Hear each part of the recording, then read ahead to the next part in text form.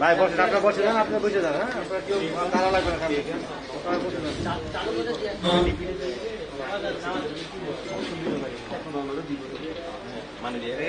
ভাইজান এই দাম করেন। হ্যাঁ, খারাপ করে দিন।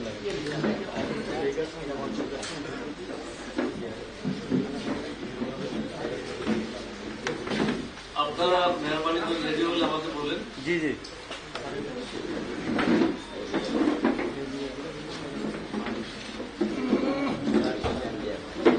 ভাই এই স্ট্যান্ডটা কার ওটা বড় দাম ভাই স্ট্যান্ড নামাই দাও না। ভাই স্ট্যান্ড নাই, ভাই স্ট্যান্ড নিচে নামাই দাও। গ্রুপে নামাই দাও। দাম করে দেন।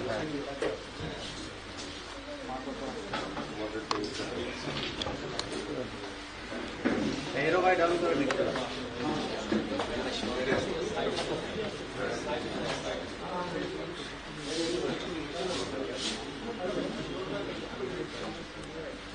রেডি? আমরা রেডি। সাউন্ডটা বাড়াই দিতে হবে। জি জি।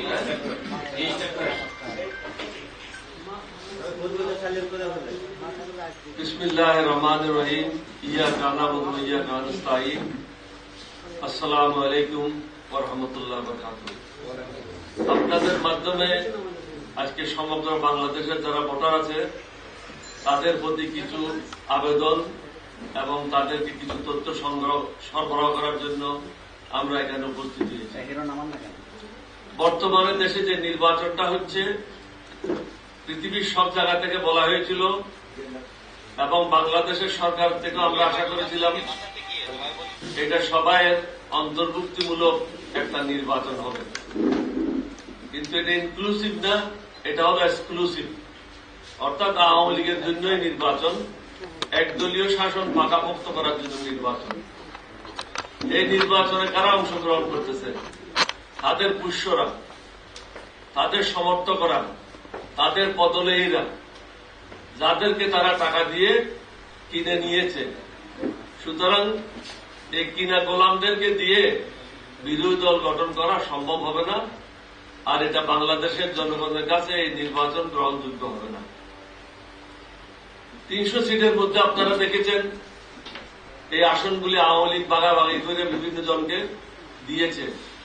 সুতরাং এই ভাগাভাগির পরে এটা কখনো তারা বলতে পারবে না এটা বিভিন্ন দলের মধ্যে একটা প্রতিযোগিতামূলক নির্বাচন হচ্ছে। এটা হলো একটা ভাগাভাগির নির্বাচন। আওয়ামী লীগ কখনো জীবনে সুষ্ঠু, অবাধ এবং নিরপেক্ষ নির্বাচনের মাধ্যমে নির্বাচিত হয়ে আসতে পারেনি এবং তারা ফেয়ার, ফ্রি এবং ইম্পার্শিয়াল ইলেকশনে বিশ্বাসও করে না। 1990 দিকে আমি আপনাদেরকে নিয়ে যাই। এর আগে আমি বলতে চাই না বঙ্গবন্ধুর সময় কি হয়েছে, সেটা আপনারা অনেকে জানেন, অনেকে জানেন না। এটা বলতে গেলে অনেক লম্বা হবে।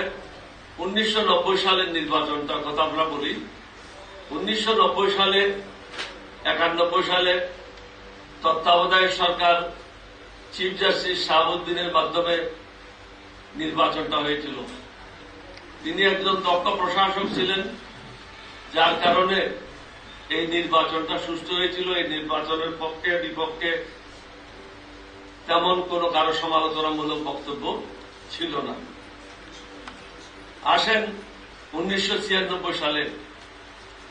95 সালের পর থেকে আওয়ামী লীগ এবং জামাত বিএনপির বিরুদ্ধে মাঠে সংগ্রামরত ছিল, বহু লোক হতাহত হয়েছিল,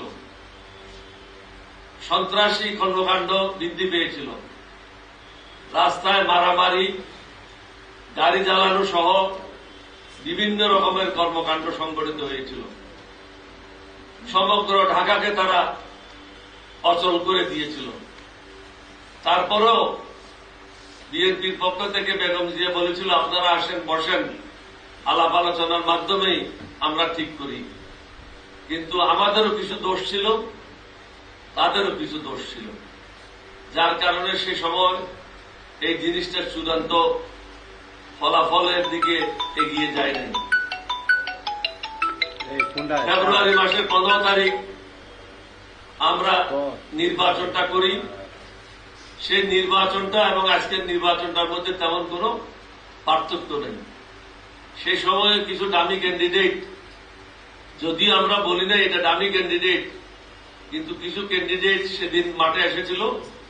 বড় বড় দুইটি বিরোধী দল, জামাত ইসলাম এবং আওয়ামী লীগ, জাতীয় পার্টি সহ সে সময় নির্বাচন অংশগ্রহণ করে নেই।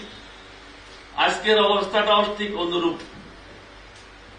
সবচেয়ে বড় রাজনৈতিক দল বাংলাদেশে সেটা হল বিএনপি।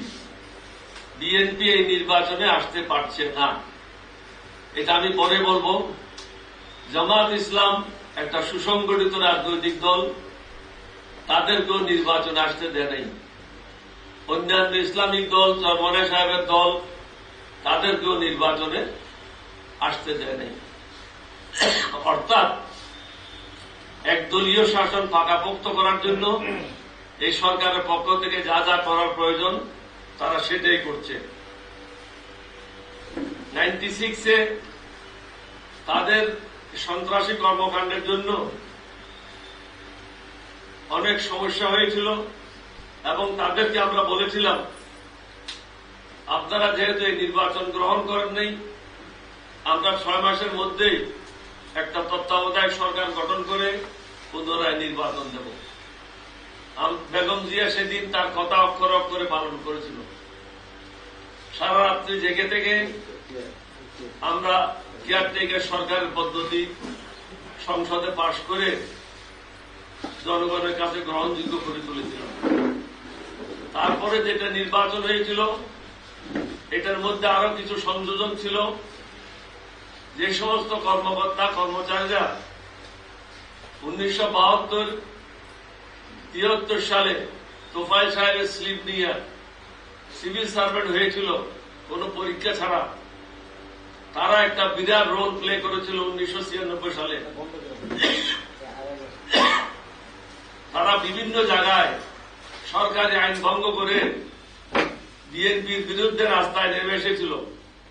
সচিবালয়ে তারা কর্মকাণ্ড বন্ধ করে দিয়েছিল এবং তৎকালীন পররাষ্ট্র সচিব সুবান ছিল, তিনি কোন অ্যাম্বাসাডারকে পার্লামেন্টে আসতে দেয় নাই, তাদেরকে মানা করেছিল পার্লামেন্টে না আসার জন্য। অর্থাৎ মুজিববাদী যে সমস্ত কর্মকর্তা কর্মচারী ছিল, তারা সেদিন একটা বিরাট ভূমিকা পালন করে আওয়ামী লীগের পক্ষে। আসেন 2008 সালের নির্বাচন। এই নির্বাচনটা ছিল ইন্টেলিজেন্স এজেন্সির একটা কর্মকাণ্ড। এতে যোগ হয়েছিল ফখরুদ্দিন এবং মঈনুদ্দিন। এটা কোনো অবস্থাতেই একটা সুষ্ঠু নির্বাচন বলে গ্রহণ করা যায় না। 2014 সালে আসেন, আমরা সেদিন দাবি করেছিলাম একটা কেয়ারটেকার গভর্নমেন্ট করার জন্য। রাস্তাঘাটে বিভিন্ন জায়গায় বাস, ট্রাক, বিভিন্ন যানবাহনে আগুন। এই আগুন কিন্তু বিএনপির কোন নেতা কর্মী দেয় নাই, কারণ বিএনপিতে আমি যখন ছিলাম আমরা সবাইকে বলে দিতাম, দেশের ক্ষতি হয়, দেশের মানুষের ক্ষতি হয়, এই ধরনের কর্মকাণ্ড থেকে বিরত থাকতে হবে। আমরা স্বাধীনতা যুদ্ধ করেছি দেশের মানুষের মঙ্গলের জন্য, দেশের মানুষের ক্ষতি করার জন্য নয়, দেশের সম্পদ নষ্ট করার জন্য নয়। আপনারা পরেও দেখেছেন 62টি জেলায় একদিনে বম ফাটাইছিল। এটা কোনো বিএনপি করে নাই, এটা কোনো সন্ত্রাসী দল করে নাই, এটা আওয়ামী লীগের পক্ষ থেকে করেছে। এবং যে ব্যক্তি করেছে সে আমার কাছে স্বীকারোক্তি দিয়েছে যে আমার মাধ্যমে এই কাজটা হয়েছে। 2014 সালে আমাদের দাবি ছিল কেয়ারটেকার গভর্নমেন্টের। সেদিন তারা আমাদের কথায় কর্ণপাত না করে একদলীয়ভাবে নির্বাচনের ব্যবস্থা করে। এই নির্বাচনে বিনা প্রতিদ্বন্দ্বিতায় 153 জন ভোটে জয়লাভ করে। বাকি জায়গায়ও তেমন কোন প্রতিদ্বন্দ্বিতামূলক ভোট হয় নাই। আজকের প্রধানমন্ত্রী তিনি বলেছিলেন, আমি সাংবিধানিক বাধ্যবাধকতা রক্ষা রক্ষা করার জন্য এই নির্বাচন করেছি, যেটা আমরা বলেছিলাম 15ই ফেব্রুয়ারির নির্বাচনে। তিনিও বলেছিলেন 2014 সালে, এবং তিনি আরো বলেছিলেন 6 মাসের মধ্যে আমি নির্বাচন দেব, কিন্তু সেই নির্বাচন আর কখনো মানুষ দেখে নেই। তারা সেদিন জিতে যায় এবং তাদেরকে সাহায্য করে জাতীয় পার্টি। জাতীয় পার্টি এরশাদের গলায় যে চেইন লাগাইছিল বিদেশিরা, এই চেইনটা এরশাদের গলার থেকে খুলে নিয়ে এখন জিএম কাদেরের গলায় লাগাই দিয়েছে। চেইন একই আছে, চেইনের কোনো পরিবর্তন হয় নাই, মানুষের পরিবর্তন হয়েছে। তারা দেশের জন্য রাজনীতি করে না, কারণ তারা মুক্তিযোদ্ধা না। এই দেশের মানুষ কি কষ্ট করেছে, না খায়ে মুক্তিযুদ্ধকে খাড়া দিয়েছে। আজকে দেশের কি অবস্থা, দ্রব্যমূল্য, আমি গত মিটিংও বলেছি, অনেকে 2 বেলা খাইতে পারছে না। ব্যয়ের সাথে তার কোনো আয়ের সামঞ্জস্য নাই। ব্যয় 5 গুণ, 7 গুণ, 10 গুণ বেড়ে গেছে, আয় বেড়েছে 2 থেকে 3 গুণ। সুতরাং গরিব মানুষদের জন্য জীবিকা নির্বাহ করাটা অত্যন্ত কঠিন হয়ে পড়েছে। আসেন 2018 সালের নির্বাচন।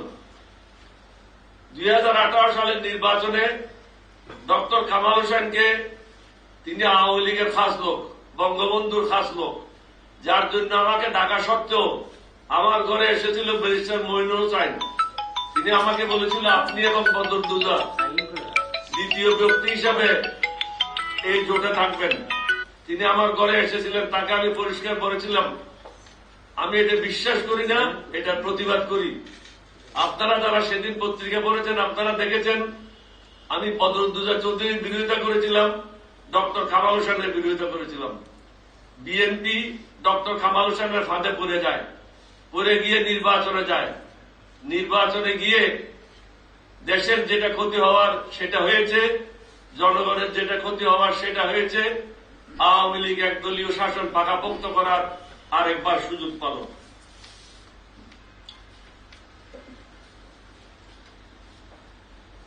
আমাকে বিভিন্নভাবে বিভিন্ন সময় কিভাবে অফার করা হয়েছিল। 1996 সাল বা 95 সালের ডিসেম্বরের শেষ দিকে বর্তমান প্রধানমন্ত্রী, আমি মন্ত্রী থাকা অবস্থায় মন্ত্রীর বাসায় কলতানে ছিলাম। রাত্রে 12টার সময় আকম ও জাহাঙ্গীর, যিনি প্রতিমন্ত্রী ছিলেন, এখন মৃত্যুবরণ করেছেন, এবং বর্তমান প্রধানমন্ত্রীর চাচা জনাব হাফিজ, যিনি এখন শিপিং ব্যবসার সাথে জড়িত, চট্টগ্রামে থাকেন, বঙ্গবন্ধু পরিষদের সদস্য সচিব, 2 জন আমার কাছে এসেছিলেন। তাদেরকে পাঠিয়েছিল শেখ রাজ্জাক আলী। তারা আমার কাছে এসে প্রস্তাব দেয় বেগম জিয়ার জায়গায় আপনি প্রধানমন্ত্রী হবেন। আমি জিজ্ঞাসা করলাম কিভাবে হব। তারা বলল যে আমাদের 143 জন আছে, বিএনপির থেকে 40 জন, সুতরাং 183 জন আপনাকে সংসদে সমর্থন দেবে। আমরা সংসদীয় কুর মাধ্যমে আপনাকে প্রধানমন্ত্রী হিসাবে ঘোষণা দেব, আপনি শপথ গ্রহণ করবেন। আপনার সাথে শর্ত থাকবে আপনি মন্ত্রিসভা নিজের ইচ্ছা মতো নিতে পারবেন, তবে 3 মাসের মধ্যেই আপনি নির্বাচন দেবেন। আমি কিন্তু সেদিন প্রথম 2 দিন লোভে পড়ে গিয়েছিলাম, দেশের প্রধানমন্ত্রী হব, এটা একটা বিরাট বিষয়। 3য় দিন অনেক চিন্তা করলাম, আল্লাহর কাছে ফরিয়াদ করলাম সেজদায় গিয়ে, আল্লাহ রাব্বুল আলামিন আমার জন্য এই কাজটা ঠিক হবে কিনা। আমার হৃদয়ে এটা অনুভূতি হলো এটা একটা বেঈমানি, এটা একটা মুনাফিকি হবে বেগম জিয়ার সাথে। সুতরাং রাত্রে 1টার সময় আমি 2 জনকে বলে দিলাম যে আমি প্রধানমন্ত্রী হওয়ার জন্য প্রস্তুত না, আমি বেগম জিয়ার সাথে বেঈমানি করতে পারবো না। তখন তারা আমাকে প্রস্তাব দিল আপনি নেত্রীর সাথে কথা বলেন। এখন প্রধানমন্ত্রীর সাথে আমি কথা বললাম, উনাকে আমার অপারগতার কথা আমি বলে দিলাম যে আমি প্রধানমন্ত্রী হওয়ার জন্য প্রস্তুত না, আমি বেঈমানি করতে পারবো না, মুনাফিকি করতে পারবো না। 2014 সালেও একজন মন্ত্রী, আমি নাম বলতে চাই না কারণ এটা ঠিক না, একজন মন্ত্রী 3 বার আমার বাসায় এসেছিল আমাকে বলেছিল যে মন্ত্রণালয় আপনি চান সেটা দেওয়া হবে। 10 থেকে 12 জন বা 8 জন আপনার দলের থেকে এমপি দেওয়া হবে, যত টাকা প্রয়োজন আপনাকে দেওয়া হবে। আমার সাথে 3টা বৈঠক হয়, আমি 3টা বৈঠকে 15 দিন সময় ওনার থেকে নিয়েছিলাম। এটার উদ্দেশ্য ছিল, তখন ব্যাংককে ভিসা করার জন্য 14 দিন সময় লাগত। প্রথম দিন কথা বলার পর আমি ব্যাংককে ভিসার জন্য অ্যাপ্লাই করে দিলাম। তৃতীয় মিটিং এর পরের দিন সকালে 7:50 ফ্লাইট আমি ব্যাংকক চলে যাই এবং এই নির্বাচন থেকে দূরে সরে যাই, এই লোভ লালসা থেকে দূরে সরে যাই। 2018 সালে আসেন, অনুরূপ প্রস্তাব আমাকে দেওয়া হয়েছিল বিভিন্ন গোয়েন্দা সংস্থার মাধ্যমে। মন্ত্রিত্ব দেওয়া হবে, আমাকে 1 আসন বা 2 আসন থেকে এমপির জন্য নির্বাচিত করা হবে, আমার দলের থেকে দেওয়া হবে, টাকা দেওয়া হবে, আমি যেন নির্বাচনে আসি। প্রথমে চেয়েছিল ডক্টর কামালের সাথে নেওয়ার জন্য, আমি রাজি হই নাই। তারপরে চেয়েছিল ডক্টর বদরুদ্দোজার সাথে ঐক্যবদ্ধ করে এই কাজটা করার জন্য, সেটাতেও আমি রাজি হই নাই। আমি কয়েকবার আগে আপনাদের সাথে যখন কথা বলি, এইবার নির্বাচনও 6টা গ্রুপ আলাদা আলাদা ভাবে আমার সাথে যোগাযোগ করে এবং তাদের একই রকম বক্তব্য ছিল, আপনাকে 2টা আসন থেকে নির্বাচিত করে আমরা আনবো। কথাটা মার্ক করেন, আপনাকে 2টা নির্বাচনী আসন থেকে নির্বাচিত করে আনবো, মন্ত্রিত্ব দেওয়া হবে এবং আপনার পার্টির থেকে আরো কয়েকজনকে নমিনেশন দেওয়া হবে। দরকার হলে রেদওয়ান আহমদের সাজা মওকুফ করা হবে, তাকেও নির্বাচনের সুযোগ দেওয়া হবে এবং নির্বাচনের জন্য যত টাকা লাগে এই টাকাগুলি আপনাকে পেমেন্ট করা হবে। তাহলে আপনাদের সামনে আমি জাতিকে এটা বলতে চাই, 1995-96 সালেও প্রস্তাব পেয়েছিলাম প্রধানমন্ত্রী হওয়ার জন্য, 2014 সালেও একই প্রস্তাব পেয়েছিলাম মন্ত্রী হওয়ার জন্য, 2018 সালেও মন্ত্রী হওয়ার জন্য প্রস্তাব পেয়েছিলাম। এইবার 2023-24 সালেও প্রস্তাব পেয়েছি। আল্লাহর মেহরবানি, আপনাদের দোয়া। আমি এর আগের কনফারেন্সে বলেছি, প্রেস কনফারেন্সে, আমি গুনাহগার মানুষ, তবে আমি ক্লেম করি আমি একজন ভালো মুসলমান, বেঈমানি মুনাফিকের আশ্রয় নিই না। আমি 36 বার করে উমরা পালন করেছি, 3 বার হজ পালন করেছি। রাসূল পাক সাল্লাল্লাহু আলাইহি ওয়াসাল্লামের যেখানে রওজা, সেখানে বাংলাদেশের কোন লোক এখনো পর্যন্ত প্রবেশ করতে পারে নাই। আমাদের সাথে যারা ছিল 19 জন, আমরা প্রবেশ করেছিলাম রাত্রে 12টার পরে। রাসূল পাকের রওজায় প্রবেশ করার সুযোগ আল্লাহ আমাকে দিয়েছিল। আল্লাহ পবিত্র কাবাঘরে 2 বার প্রবেশ করে ইবাদত করেছি। আল্লাহ তো আমাকে কম পুরস্কৃত করে নেই। আল্লাহ তো আমাকে অনেক কিছু দিয়েছে যেটা আমি কখনো আশা করি নাই। আল্লাহর ঘরের গিলাফ সবচেয়ে কিমতি জিনিস, মূল্যবান জিনিস, আমাকে 2 বার উপহার দিয়েছে। নবী করিম সাল্লাল্লাহু আলাইহি ওয়াসাল্লামের রওজার গিলাফ কাকেও দেওয়া হয় না। সেই নবী করিম সাল্লাল্লাহু আলাইহি ওয়াসাল্লামের রওজার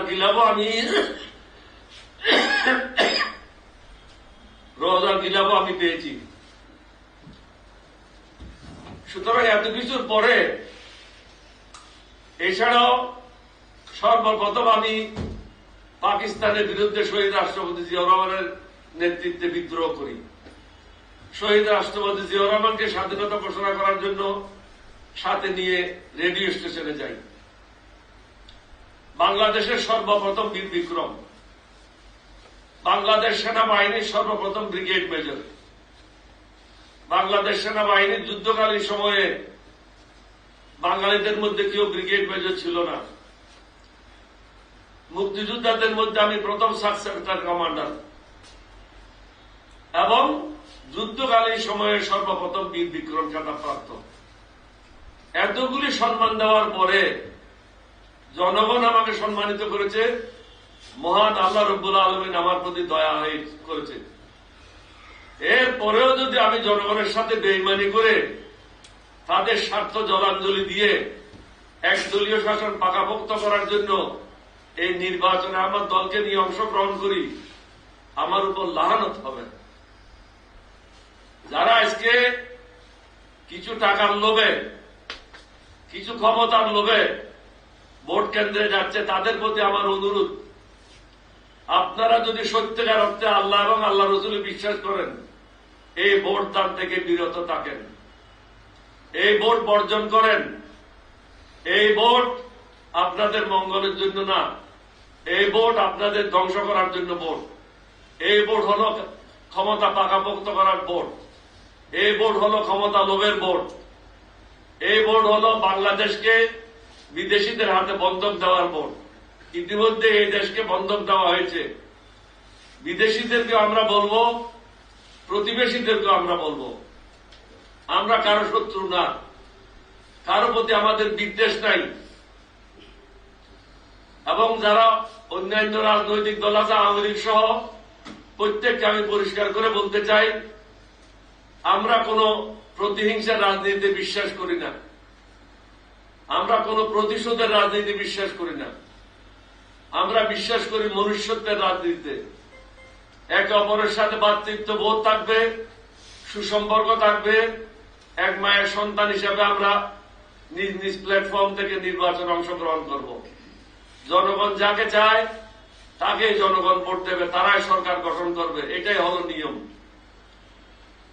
আবার বলবো, দেশবাসী যারা ভোটার আছেন, আপনাদেরকে অফার করা হয়েছে এই নির্বাচনের জন্য, এটা আমি বিভিন্ন সোর্সের থেকে জানতে পেরেছি।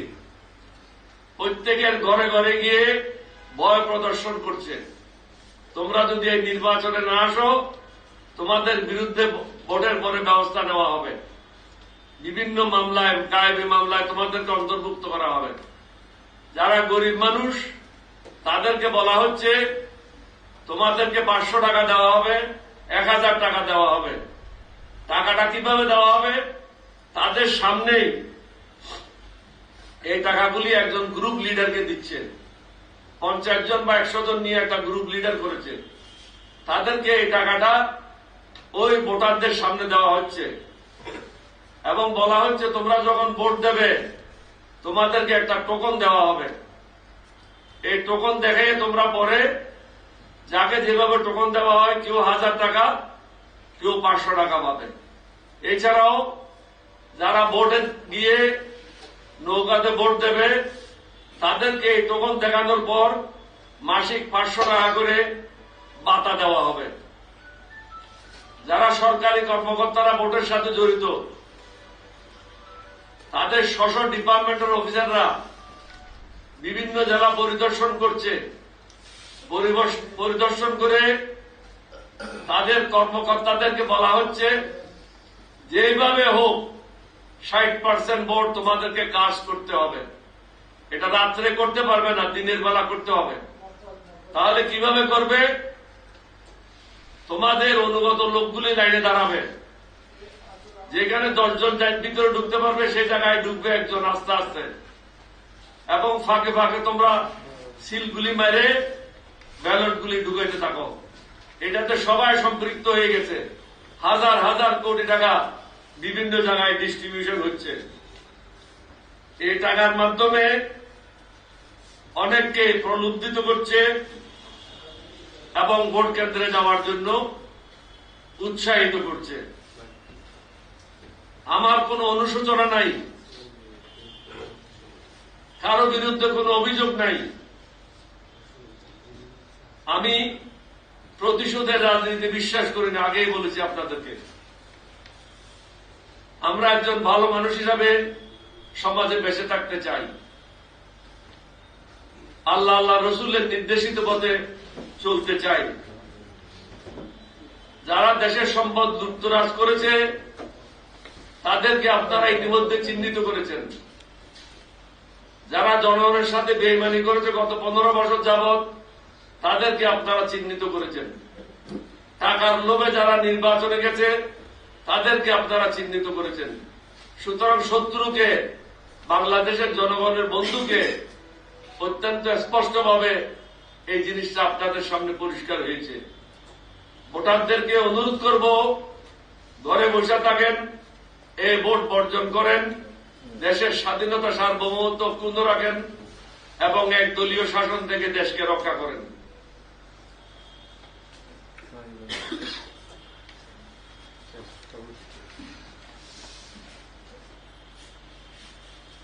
দুইজন মন্ত্রী কি বলছে এবং বিএনপিকে কিভাবে ভোট থেকে দূরে রাখছে সেই কথাগুলি এখন বলবো।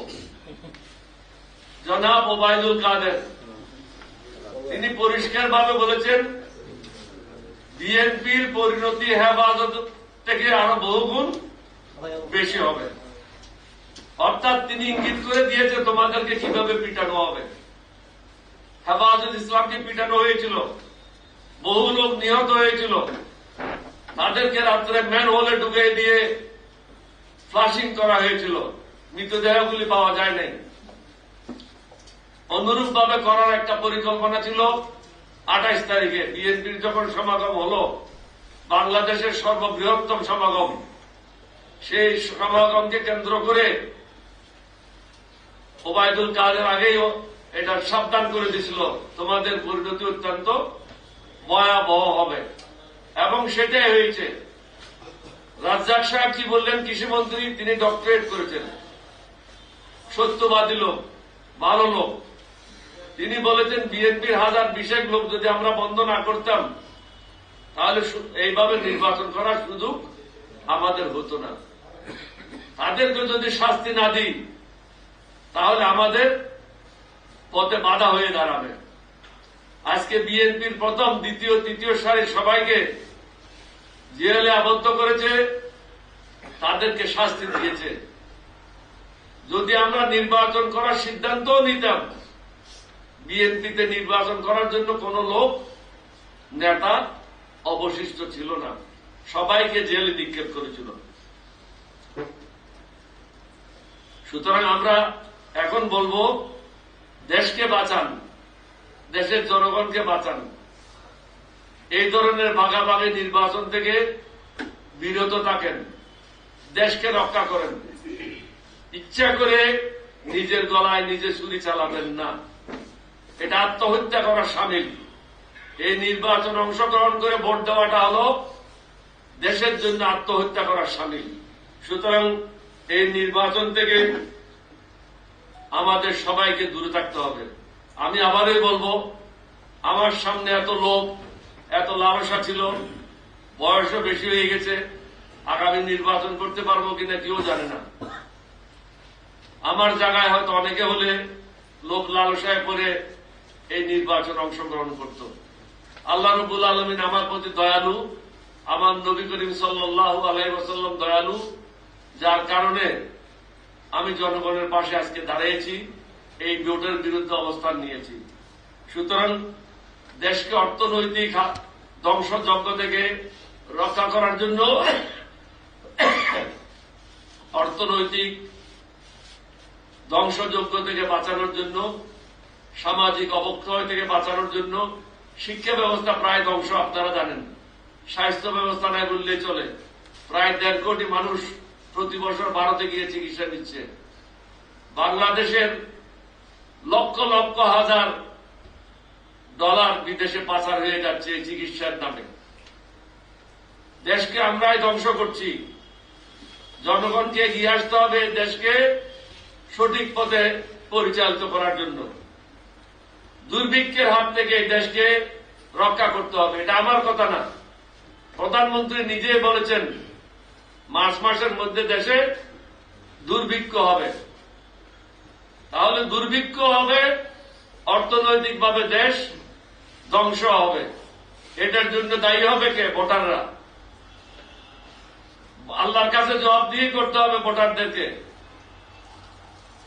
সুতরাং সকল অবস্থায় শান্তিপূর্ণভাবে আইন শৃঙ্খলা মেনে, দেশের আইন মেনে, সংবিধান মেনে এই ভোট থেকে আমাদেরকে বিরত থাকতে হবে, এই ভোট বর্জন করতে হবে। প্রধানমন্ত্রী বলছেন আপনারা ভোটকে ভয় পান, সেজন্য আসেন নাই। আমরা ভোটকে ভয় পাই না, আমরা আপনাকে ভয় পাই। আপনি কখন কি করেন, কখন কি ধরনের কর্মকাণ্ড করেন, এটা আমরা বিগত 50 বছরও বুঝতে পারিনি। আপনার বাবা চেয়েছিল আইন পরিবর্তনের মাধ্যমে একদলীয় শাসন করার জন্য, আর আপনি আইন পরিবর্তন না করেই একদলীয় শাসন বাংলাদেশে প্রতিষ্ঠা করেছেন। আজকে কেউ কোনো কিছু কথা বলতে পারে না। কোন পত্রিকার মালিক যেটা সঠিক সেটা লিখতে পারে না। যারা টেলিভিশনের মালিক যেটা সঠিক তথ্য তারা পেয়েছে সেই সঠিক তথ্যগুলি জনগণের সম্মুখে তুলে ধরতে পারে না। তাদের উপর আক্রমণ করা হয়, তাদেরকে বিভিন্নভাবে নির্যাতন করা হয়, নিগৃহীত করা হয়, গুম করা হয়, যার কারণে আপনি সত্য ঘটনাগুলি পাচ্ছেন না। এদেশে ভোটের প্রচলন কে করেছিল? বেগম খালেদা জিয়া, শহীদ রাষ্ট্রপতি জিয়াউর রহমান। আপনার বাবা করেছিল একদলীয় শাসন, আর শহীদ রাষ্ট্রপতি জিয়াউর রহমান করেছিল বহুদলীয় গণতন্ত্র, আর বেগম জিয়া করেছে সংসদীয় পদ্ধতির গণতন্ত্র। সুতরাং বিএনপি ভোটে ভয় পায়, বিরোধী দলের সদস্যরা ভোটে ভয় পায়, এটা সঠিক না। ভোটে আপনারা ভয় পান, জনগণকে আপনারা ভয় করেন, যার কারণে আপনারা যে দাবি দাওয়া নিয়ে রাস্তায় তুমুল কর্মকাণ্ড করেছিলেন 1996 সালে তত্ত্বাবধায়ক সরকারের জন্য, আজকে তো আমরা কোনো মারপিটাই করি না। আজকে আমরা শান্তিপূর্ণভাবে একটা মিছিল করি বা একটা মিটিং করি। আমাদের দাবি দেওয়া হল তত্ত্বাবধায়ক সরকার। আপনি আমাদের দাবি দেওয়া মানছেন না কেন? আপনি একটা গণভোট দেন, গণভোট দিলে 90% জন লোক বলবে তত্ত্বাবধায়ক সরকার চায়, তত্ত্বাবধায়ক সরকারের নেতৃত্বে নির্বাচন চাই। তখন বুঝবো ভোটে আপনি ভয় পান না আমরা ভয় পাই। আপনি তত্ত্বাবধায়ক সরকার দিয়ে দেখেন, তাহলে এটা যাচাই করতে পারবেন। আমাদের অনুরোধ থাকবে বিভিন্ন রকমের রিউমার না চালিয়ে বিরোধী দলের উপর নির্যাতন বন্ধ করে দেন। যাদেরকে মিথ্যা সাজা দিয়েছেন তাদেরকে অনতিবিলম্বে রেহাই করে দেন। যাদেরকে এখনো জেলে আবদ্ধ রেখেছেন তাদেরকে জেল থেকে মুক্তি দিয়ে দেন। আপনার নির্দেশে বিভিন্ন কোর্ট আগাম জামিন দেওয়া বন্ধ করেছে। আগাম জামিন পাওয়া মানুষের সাংবিধানিক রাইট, তার অধিকার, কিন্তু সে জামিন পাচ্ছে না। জামিন দেওয়া বন্ধ। কোর্টের থেকে বাইরে এলে আবার তাকে ধরে নেওয়া হচ্ছে, আবার তাকে জেলে নিক্ষেপ করা হচ্ছে। আপনি জনগণকে কেন ভয় পাচ্ছেন? আমরা তো ভয় পাচ্ছি না, আমরা তো জনগণের সাথে থাকতে চাই, বরং আপনারাই ভয় পাচ্ছেন। আমাদের অনুরোধ থাকবে, জনগণকে ভয় করলে হবে না, আল্লাহকে ভয় করেন, আল্লাহ রসুলকে ভয় করেন। মানুষ মরণশীল, আমাদের সবাইকে মৃত্যুবরণ করতে হবে। যদি মৃত্যুবরণ করতে হয় এটা বিশ্বাস করেন, আমি বিশ্বাস করি, তাহলে আমাকে অন্যায় কাজ থেকে বিরত থাকতে হবে, দুর্নীতির থেকে আমাকে দূরে থাকতে হবে, লুট করা থেকে আমাদের দূরে থাকতে হবে। আজকে দেশের অর্থনৈতিক সংকট, এই সংকটের জন্য আপনার সরকার দায়ী। বিভিন্ন মন্ত্রীরা লন্ডনে, আমেরিকাতে হাজার হাজার বাড়িঘর কিনে নিয়েছে, শত শত না, হাজার হাজার বাড়িঘর কিনে নিয়েছে। প্রায় 62 বিলিয়নের উপরে ডলার বিদেশে পাচার হয়েছে। আজকে বাংলাদেশের দেনা হল 100 বিলিয়নের উপরে। এই টাকা পরিশোধ করার জন্য 60 বছর সময় লাগবে। এই টাকা কে পরিশোধ করবে? আপনি পরিশোধ করবেন? আগামীতে যারা সরকার আসবে তারা পরিশোধ করতে পারবে না জনগণ পরিশোধ করতে পারবে? দেশ এক ভয়ঙ্কর অগ্নিকুণ্ডের মধ্যে পতিত হয়েছে। এই অগ্নিকুণ্ডের থেকে বের করার একটাই পন্থা, সবাই মিলে তত্ত্বাবধায়ক সরকারের অধীনে অবাধ সুষ্ঠু নির্বাচনের মাধ্যমে প্রতিশোধ পরিহার করে, দিনে পরিহার করে সবাই মিলে আমাদেরকে ভোটের ব্যবস্থা করতে হবে। Now I am going to deliver a speech of my press conference in English. the whole nation and the whole world has seen. In 2008, the mechanism was made by intelligence agencies and Fakhruddin Moinuddin. The election was not fair. In 1996, Awami League and Jamaat came out in the street with their sticks and guns. You blockaded the whole country. Dhaka was literally non-functional. The Awami League believer officers who were taken into service by Tufail Ahmad in 1972-73, they did a coup d'etat. They came out in the street and they influenced OC and UNO to cast vote in favor of Awami League. So you won the election in 1996. There was a fair election in 2000. So BNP came to power. Again, same conspiracy took place in 2009. You came to power. You got the support of India directly. In 2014, we demanded caretaker government. You did not agree. We did not participate in the election. BNP did not participate. So, without election, 153 MPs were elected. In rest of the places, there was no competition. It was a just mockery of election.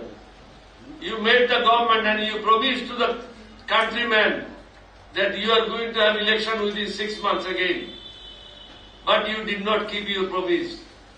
In 1996, Begum Zia made a promise that you did not come for election, Jamaat did not come for election, did not participate in the election. Within 6 months we are going for a fresh election. The fresh election was given by Begum Zia Rahman. In 2014, I have said, in 2018 again, it was a conspiracy of UNO, OC, and the deciding pulling officers, not all, but some of them. In gunpoint, you casted the vote at night. There was no election in daytime. For the first time in the whole world, the election was conducted at night. BNP was kept away. You took all the seats. You gave only 5 or 6 seats to BNP.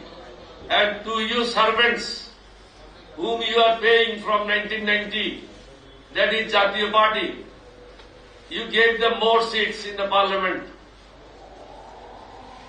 Now, in 2023, same thing is going. All intelligence agencies, all political leaders of Awami League are going to the houses of different political leaders. They came to my house also. 6 groups, they came to my house. They have requested me to come for election. They will give me money. They will give me 2 seats for myself and for my party other seats and any ministry that I want. I was given same offer in 2014, 2018 and 2023. In 1996-95, the present Prime Minister sent a delegation of 2 people to my house. Her uncle, Mr. Hafizur Rahman, and her one of the political leader, Afamo Jahangir, came to my house for 3 nights. The plan was to make me Prime Minister in place of Begum Zia. At that time, I only got 143 seats in the parliament. 40 MPs from BNP joined them. So it was 183. There was supposed to be a parliamentary coup, and through parliamentary coup I was supposed to be made Prime Minister. But after a lot of persuasion, on the 3rd day, I refused. So I refused the Prime Ministership in 1995-96. I refused to become Minister in 2014, 2018 and 2023-24. I would have got few crores of taka. My party would have got few seats, but it would be a betrayal of the cause of this nation. I am a freedom fighter. I fought for this country. I am the first person as a young captain revolted against Pakistan Army in 1971, 25th March at midnight under the leadership of late President Ziaur Rahman. I and late President Ziaur Rahman went together to the radio station and he declared the independence of Bangladesh. Subsequently, he made a second declaration on 30th of March, whereby he declared himself as a Commander-in-Chief of Liberation Forces and hand over the power to Sheikh Mujibur Rahman. I am saying all these things. I did not become Prime Minister. I did not become Minister. I did not become MP. I am at the age of 85. I don't know how many days, how many hours, how many minutes I will live. But I did not accept their proposal because I love my country. I love my people. I don't want to mortgage my country to any neighboring country.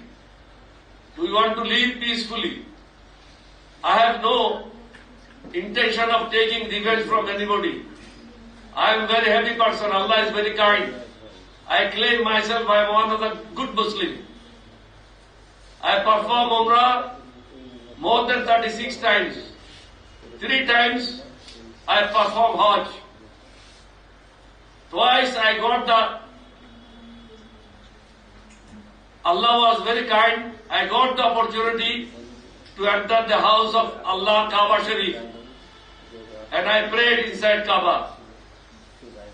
From Bangladesh, no head of the state, no minister has ever entered the house of Prophet Muhammad sallallahu alaihi wasallam.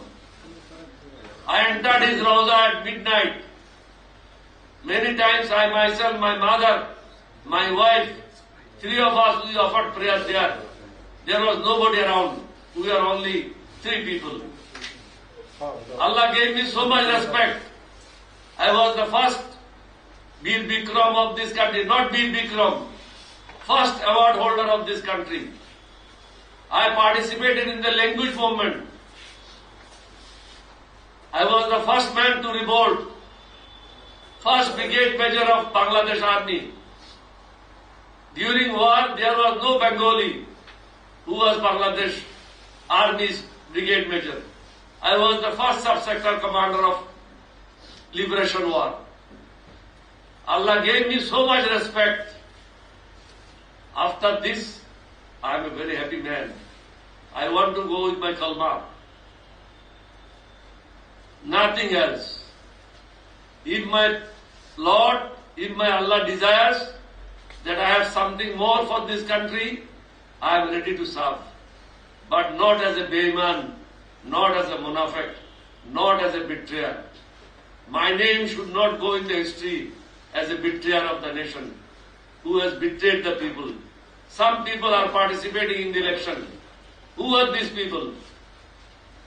It is not inclusive election. It is exclusive election. There is a difference between inclusive and exclusive. Inclusive is with all political parties. Without BNP, the biggest political party of Bangladesh, there cannot be an election. Without Jamaat, without Charmanai, without other political parties who are with BNP, there cannot be any free, fair election. Why we did not go for election? Because our demand was very simple and small. We wanted a caretaker government, and it was introduced in the country by Jamaat Islam, later on hijacked by Awami League. In 96, it was the demand of present Prime Minister Sheikh Hasina Wajid that you have to introduce caretaker government system. We accepted their proposal because we did not want to kill our brothers. All political leaders are our brothers. All political party workers are our brothers. We did not want the blood of our brothers. So we accepted. Who introduced one-party system and who introduced different political party system? It was Bangabandhu Sheikh Mujibur Rahman who introduced one-party system in this country. And you introduced it without amending the law. You, Prime Minister, you have introduced one-party system. One-man system, one-woman system. Nobody can speak. You are the only man and woman in this country. There is no other man and there is no other woman. Whatever you say, everybody will have to obey it. Why? Are we not going to die? We all have to die. If we have to die, what are you going to reply to Allah? What are you going to tell the people?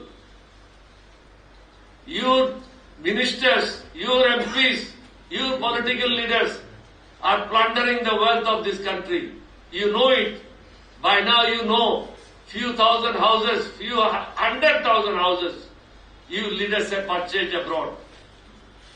And more than $65 million have been siphoned out from Bangladesh, looted from Bangladesh. This is the blood of the poor people. The poor people cannot eat 2 times. They are not getting 2 meals. They cannot afford to live. How are you going to justify this? Are you going to live forever? No. Nobody is going to live forever. So we should think of it, think of the country, think of the people. As soon as possible, introduce caretaker government. Arrange fair and free election with the participation of all political parties. By leaving 90% people out of politics, you cannot sustain. We know your plan. In 2014, it was election without people. In 2018, you know, with the help of police officers and BJP, you looted the ballot papers. I, Colonel Boli, I challenge you, Prime Minister, arrange fair and free election in my constituency, and you contest with me. Inshallah, you will get 70% votes, 80% votes. But in 2018 election, I lost my security. I did not get more than 2,000 votes. So you can imagine, Awami League never got even half vote of mine. In 2008, I contested against BNP. I contested against Awami League, and my margin was more than double than Awami League, more than 4 times than BNP. How could I lose my security money in 2018? Prime Minister, I applied to you. My son was beaten mercilessly. He is a professor, he does not do politics. You people left him alone in the bush, thinking that he is dead. But Allah is very kind, he is alive. I made an application to Prime Minister, but till today I did not get reply. So, what is the present position of the country? We are suffering from economic crisis, political crisis, social crisis, and you have put about 20,000 BNP first ranking, second ranking, third ranking leaders in the jail. How could you expect BNP to join the election? You are doing the repression on Jamaat. How could you think that Jamaat will participate in the election? They are son of this soil. They don't have any more Razakars in their party. You have hanged them. You have given them sentence. We should be very kind to the people of this country, not revengeful. You as a daughter of Bangabandhu Sheikh Mujibur Rahman, you should be more kind to the people of this country.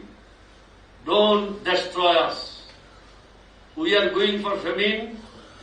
We are going for economic disaster. And it is not very far. Many of you are thinking what is going to happen. Why foreign countries are not acting? They are not acting because if they act now, Awami League will say they are interfering in the internal affairs of Bangladesh. So they are watching you. The whole world is watching you. Game will only start. Mr. Ubaidur Rahman, you wanted to play game. Be ready. Game will start after 7. And you will not be able to continue in the government for long. You have to leave the government. And country will be in the crisis. Famine, economic disaster. Don't go up to that. Save us. Save this country. Save this nation. This is my appeal to Prime Minister and to all the voters. Save the nation. Save the country.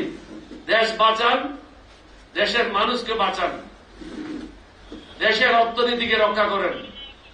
আজকে পাকিস্তানের অবস্থা কি দেখেন, ডলারের দাম এখন কত দেখেন বাংলাদেশে, আরো বৃদ্ধি পাবে। প্রায় 20টি ব্যাংকে টাকার তরল্য সংকট। আজকে পত্রিকাতে আছে বাংলাদেশ ব্যাংকের থেকে টাকা নিয়ে শিডিউল ব্যাংকগুলি মানুষকে টাকা দিচ্ছে, অর্থাৎ বাংলাদেশি টাকাও ব্যাংকগুলিতে নাই। তাহলে কিভাবে আপনার লোকেরা দেশের টাকা লুট করেছে? How they have plundered the wealth of this country and send it to other countries in the world. You know everything. They are not allowing him to leave the power. It is their self-interest. Please get out of this dream. Be practical. Be with the people of this country. Don't betray the cause of the freedom struggle. We fought. We went to give our life. Awami League did not revolt against Pakistan. It is we army people. It is 8th East Bengal Regiment under the leadership of Ziaur Rahman and me who revolted. That is why other Bengal Regiment revolted. Otherwise there would have been no Bangladesh. Many people did not want Bangladesh, but we suffered at the hand of Pakistanis. I spent my young days, I was a student of Karachi University.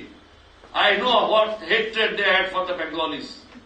So, I promised to myself, when I get the opportunity, I'll make sure that Bangladesh is independent. So I waived that opportunity in 1971. We did our job. It is the young people of this country, যুব সমাজ, তোমরা তোমাদেরকে ধ্বংস করবে, তোমাদের ছেলে মেয়েদের ভবিষ্যৎ ধ্বংস করবে, না দেশকে বাঁচাবে? Whether you save this country, or save your people, save your family. For God's sake, wake up, don't sleep. Country is in ruin. They have plundered the wealth of this country. Economic disaster, famine is coming. Don't participate in the election. Many other repression will take place in this country. If you think that big powers are sitting idle, they are not sitting idle. They are sitting with a plan. They will execute their plan, and it will be disastrous for the people. You can only escape that disaster by saying no to the election. ইলেকশনে আমি অংশগ্রহণ করব না, election আমি বর্জন করলাম। এলডিপির নেতাকর্মীদেরকে আমি বলবো, আপনারা এই 2 দিনের মধ্যে আপনাদের প্রত্যেক জায়গায় জায়গায় বলে দেন নির্বাচন বর্জন করেন, শান্তিপূর্ণভাবে থাকেন, আইন শৃঙ্খলা মেনে চলেন, কোন রকম ধ্বংসাত্মমূলক কর্মকাণ্ডে অংশগ্রহণ করবেন না। We are not going to participate in destructive activities. We are law-abiding citizens of this country. We fought for this country for the good of the people, not to destroy the people, not to destroy the wealth of these people, not to destroy the wealth of this country. Thank you very much. Thank you all. Assalamu alaikum wa rahmatullahi wa barakatuh.